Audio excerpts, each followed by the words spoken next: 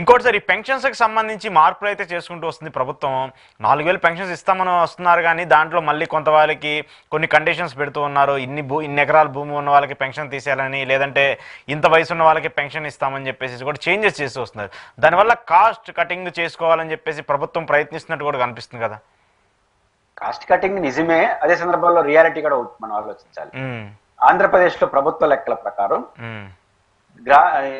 దారిద్ర్య రేఖకు దిగువగా ఉన్న వాళ్ళు పేదల సంఖ్య బిలో 40%. ఓకే. ఆంధ్రప్రదేశ్ లో గృహాలు ఉన్నది 1,20,00,000 అంటున్నారు. 40% అంటే ఎంత ఉండాలి? దాదాపు 48 లక్షలు ఉండాలి. ఇది వైట్ రేషన్ కార్డు. ఎన్ని రేషన్ కార్డులు ఉన్నాయి ఆంధ్రప్రదేశ్ లో? రెట్టింపు ఉన్నాయి. 90 లక్షల కోటి ఉన్నాయి. అంటే పేదలు పెరిగినారా, రేషన్ కార్డులు పెరిగినాయా? కాబట్టి పేదరికానికి డెఫినేషన్ ఏంటి? కాబట్టి ఖచ్చితంగా పేదల విషయంలో, సంక్షేమ పథకాల అమలు విషయంలో ప్రభుత్వాలు మొదట చేయాల్సిన పని ఏంటంటే, నిజంగా నిరుపేదలు ఎంతమంది, పేదలు ఎంతమంది, ధనికులు ఎంతమంది, ఈ బైఫర్కేషన్ నిజాయితీగా చేయాలి.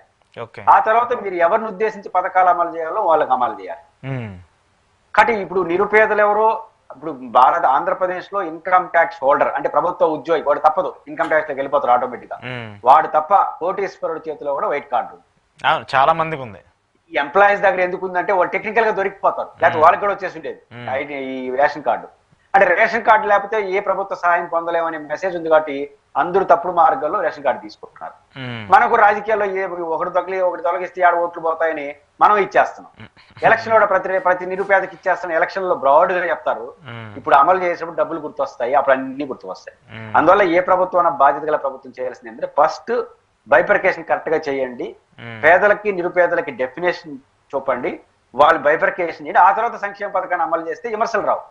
ఇప్పుడు వాళ్ళ ఉద్దేశం ఏమన్నా గానీ, నువ్వు ఒక పథకాన్ని టచ్ చేసినావంటే లబ్ధిదారుడు ఖచ్చితంగా ఇది నాకు వ్యతిరేకంగా చేసినాడు, వాడు పొరపాటును వైసీపీ వాడు ఉంటే ఇది రాజకీయ వ్యతిరేకం, లేకపోతే ఇప్పుడు అనవసరం. రెండోది, నాకు రద్దు చేస్తారు, నీకు ఇస్తారు, నాకు నీకు పోల్చుకుంటా, ఆయనకేం తక్కువ, ఆయన నెల జీతం తీసుకున్నా, నేనైతే ప్రభుత్వ ఉద్యోగి 50 లక్షల రూపాయల జీతం తీసుకుని ఇన్కమ్ ట్యాక్స్ కడుతున్నా, ఆయన అశోక్ అని ఆయన ఏమంటారు లెక్కల్లో తేడా లేకుండా 1 లక్ష రూపాయలు తీసుకుంటున్నాడు.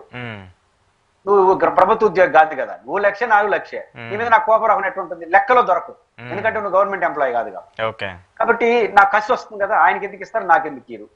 కాబట్టి ఫస్ట్ బైఫర్కేషన్ బాగా చేయి, నిజాయితీ చేయి. తర్వాత ఇప్పుడు ఏంటంటే ఎలక్షన్లు ఏమవుతుందంటే, మాకు అందరూ ఓట్లు కాబట్టి అందరికీ సంక్షేమ పథకాలు వచ్చిన తర్వాత అందరికి అమలు చేయలేరు కాబట్టి రూల్స్, సిద్ధాంతం ఇవన్నీ మాట్లాడుతున్నారు. అందువల్ల ఈ వాదం ఖచ్చితంగా సంక్షేమ పథకాల విషయంలో 4,000 వచ్చేసింది పెన్షన్.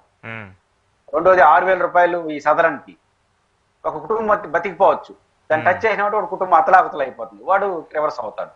ఆ ఇబ్బంది అయితే ప్రభుత్వానికి ఉంటుంది, ప్రభుత్వం ఆలోచించుకోవాలి.